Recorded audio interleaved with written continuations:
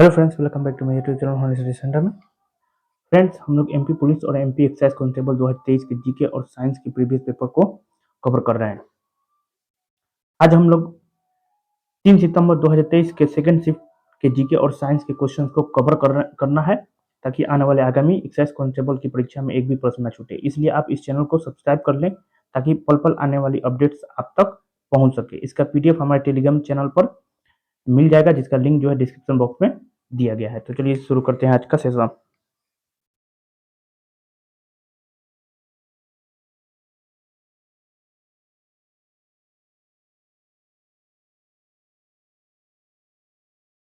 निम्नलिखित में किस शहर में भारत का पहला कृषि निर्यात सुविधा केंद्र खोला गया? तो किस शहर में भारत का पहला कृषि निर्यात सुविधा केंद्र खोला गया? तो पुणे में खोला गया। कहाँ खोला गया? तो पुणे में। ठीक है, भारत का पहला कृषि निर्यात सुविधा केंद्र कहाँ खोला गया? पुणे में। याद रखना है, पुणे में। ठीक, नेक्स्ट। नरेंद्र मोदी सरकार ने अपना प्रमुख स्मार्ट सिटीज मिशन कब शुरू किया? तो कब शुरू किया था? तो 2015 में शुरू किया था। कब? 2015 में। नेक्स्ट।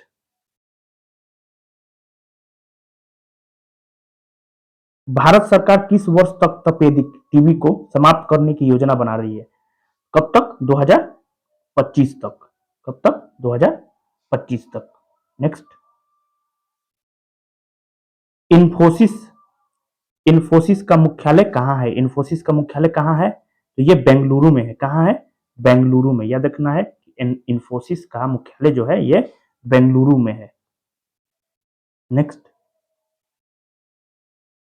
आईएमएफ और विश्व बैंक ने किस वर्ष वित्तीय संचालन शुरू किया? आईएमएफ और विश्व बैंक ने किस वर्ष वित्तीय संचालन शुरू किया? 1947 में। बहुत ही इंपॉर्टेंट क्वेश्चन है। आईएमएफ और विश्व बैंक ने किस वर्ष वित्तीय संचालन शुरू किया? 1947 में। नेक्स्ट। तिब्बत, चीन और बांग्लादेश में क्रमशः ब्रह्मपुत्र नदी का क्या नाम है? चीन और बांग्लादेश में क्रमशः ब्रह्मपुत्र नदी का नाम क्या है? तो यारलुंग तंगस्पो जमुना। ठीक, क्या नाम है? यारलुंग तंगस्पो जमुना। बांग्लादेश में जमुना कहा जाता है और तिब्बत में यारलुंग तंगस्पो। ठीक है, नेक्स्ट। माउंट एवरेस्ट की नई ऊंचाई कितनी है? माउंट एवरेस्ट की नई ऊंचाई कितनी है? तो 8,848.86 मीटर। ये याद रखना है, बहुत ही इंपॉर्टेंट हो गया। 8,848.86 मीटर। नेक्स्ट। कब्रे विएजा ज्वालामुखी कब्रे कम्ब्रे विएजा ज्वालामुखी किस देश में स्थित है? तो ये स्पेन में स्थित है। किस देश में स्थित है? कम्ब्रे विएजा ज्वालामुखी स्पेन में स्थित है।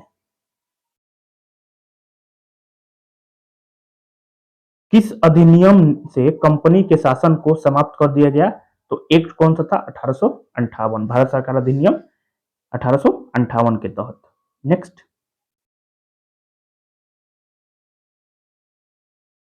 कंपनियों के गठन, वित्त पोषण, कामकाज और समापन को किस अधिनियम के माध्यम से नियंत्रित किया जाता है? तो किस अधिनियम के माध्यम से नियंत्रित किया जाता है? तो 1956 कंपनी अधिनियम 1956 के तहत। याद रखना है, कंपनी अधिनियम 1956 के तहत। नेक्स्ट। भारत की सबसे बड़ा एल्यूमिनियम फैक्ट्री किस राज्य में स्थित है? तो भारत की सबसे बड़ा एल्यूमिनियम फैक्ट्री किस राज्य में स्थित है? तो ये ओडिशा राज्य में स्थित है। याद रखना है, किस राज्य में? तो ओडिशा राज्य में स्थित है। नेक्स्ट। पैरालंपिक पैरालंपिक के एकल संस्करण में 2 पैरालंपिक पदक जीतने वाली पहली भारतीय महिला कौन बनी? तो अवनी लेखरा बनी। ठीक है, अवनी लेखरा। नेक्स्ट। कौन सा लोकगीत बच्चे के जन्म के अवसर पर गाया जाता है? तो ये सोहर है। सोहर लोक नृत्य जो है, लोकगीत है, बच्चे के जन्म के अवसर पर गाया जाता है। ठीक, नेक्स्ट।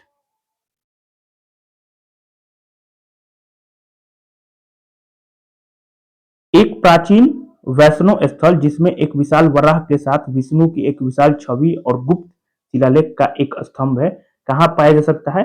तो एरन एवं पहजेलपुर। ठीक है, एरन और पहजेलपुर। ठीक, नेक्स्ट,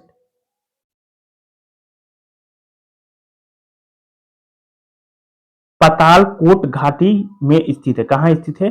तो ये तमिया में स्थित है, याद रखना है, तमिया में। ठीक, पातालकोट घाटी तमिया में स्थित है। पातालकोट घाटी कहाँ स्थित है? तमिया में। नेक्स्ट, निम्नलिखित में निम्नलिखित में से किस यात्रा में व्यक्ति को कर्क रेखा को पार करना होगा? तो ये भोपाल से अगर सांची जा रहे हैं तो कर्क रेखा को पार करना होगा। भोपाल से सांची, याद रखना है, भोपाल से सांची जाने के समय कर्क रेखा को पार करना पड़ेगा। नेक्स्ट, जबलपुर जबलपुर उच्च न्यायालय की इमारत की स्थापना निम्नलिखित में से किस वर्ष में की गई थी? याद रखना है, जबलपुर उच्च न्यायालय की इमारत की स्थापना निम्नलिखित में से किस वर्ष की किया गया था? 1899 को। ठीक, नेक्स्ट, निम्नलिखित में कौन सा जिला निमाड़ के मैदानों के कृषि जलवायु क्षेत्र के अंतर्गत नहीं आता है? निम्नलिखित में से कौन सा जिला निमाड़ के मैदानों के कृषि जलवायु क्षेत्र के अंतर्गत नहीं आता है? तो ये इंदौर हो जाएगा। ठीक, नेक्स्ट,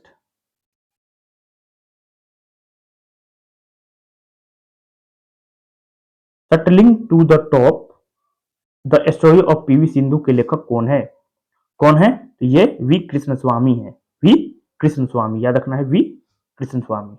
नेक्स्ट, रेड क्लिफ रेखा रेड क्लिफ रेखा के बीच सीमांकन रेखा है, तो किसके बीच?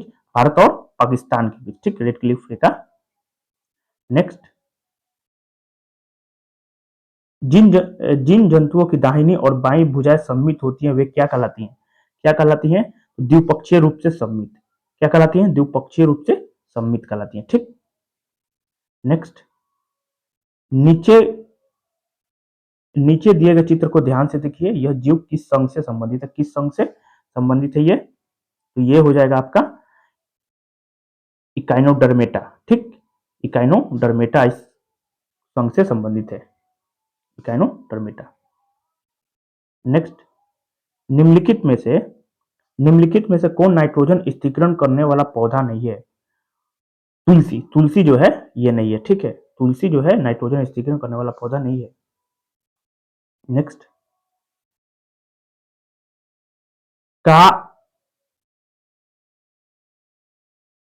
उपयोग रेफ्रिजरेटर, एयर कंडीशनर और एरोसोल स्प्रे में किया जाता है। किसका प्रयोग किया जाता है? तो क्लोरोफ्लोरोकार्बन का प्रयोग किया जाता है। ठीक है, नेक्स्ट, सिस्टोसोमियासिस के रूप में भी जाना जाता है। तो ये स्नेल फीवर, घोंघा बुखार, सिस्टोसोमियासिस घोंघा बुखार के रूप में भी जाना जाता है। देख रहे हैं कि मतलब बहुत सारा इंपॉर्टेंट क्वेश्चन है जो कि आगामी जितनी भी परीक्षाएं होंगी एमपी के द्वारा, एमपी में सारा का सारा देखिएगा कि प्रीवियस ईयर पेपर से आपका मतलब टच कर जाएगा। ठीक, तो इसलिए क्या करना है, आप लोगों को बार बार रिपीट करना है ताकि याद हो सके। ठीक, नेक्स्ट देखिए, प्रकाश के प्रवर्तन का अर्थ है। ठीक है, प्रकाश के परावर्तन का अर्थ क्या है? तो ये प्रकाश सतह से मुड़ गया है, इसका मतलब इसका अर्थ हुआ। ठीक, एमएसटी जिसे आमतौर पर चीनी भोजन में मिलाया जाता है का पूर्ण रूप है। एमएसजी का पूर्ण रूप क्या है? मोनोसोडियम ग्लूटामेट, याद रखना है, monosodium glutamate, monosodium glutamate. Next, निम्नलिखित में से किस आंदोलन आंदोलन को राजनीतिक लालच के खेल के नाम से जाना जाता है? राजनीतिक लालच के खेल से नर्मदा बचाओ, सॉरी, जंगल बचाओ आंदोलन। ठीक है, कौन सा हो जाएगा? जंगल बचाओ आंदोलन। तो पर्यावरणीय नियतिवाद के प्रतिपादक कौन थे? तो फ्रेडरिक रेटजेल। पर्यावरणीय नियतिवाद के प्रतिपादक कौन थे? Frederick Ratzel. नेक्स्ट, विद्युत धारा की एसआई इकाई क्या है? तो ये एम्पियर है। एम्पियर जो है विद्युत धारा की एसआई इकाई है। नेक्स्ट,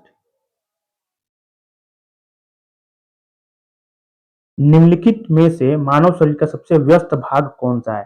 सबसे व्यस्त भाग कौन सा होता है? तो हार्ट होता है, हृदय होता है। क्या होता है? हृदय जो है सबसे व्यस्त भाग। ठीक, नेक्स्ट, खरीफ मौसम में मुख्य रूप से कौन सी फसल उगाई जाती है? तो चावल, चावल जो है आपका खरीफ का फसल है। नेक्स्ट, हवाई जड़ें में उगने वाले पौधों के लिए विशेष रूप से फायदेमंद होती है। हवाई जड़ें कहाँ? तो जलमग्न क्षेत्र में, जलमग्न क्षेत्र में उगने वाले पौधों के लिए विशेष रूप से फायदेमंद होती है। नेक्स्ट, ऑक्सीजन का परमाणु क्रमांक क्या है? तो ऑक्सीजन का परमाणु क्रमांक कितना है? तो ऑक्सीजन का O8 होता है। ठीक है, नेक्स्ट, प्रकाश संश्लेषण, प्रकाश संश्लेषण मुख्यतः पादप के किस भाग में होता है? तो किस भाग में होता है ये?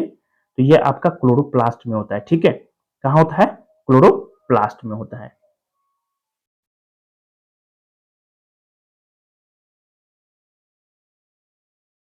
अब यहाँ से आपका रीजनिंग शुरू हो जाएगा।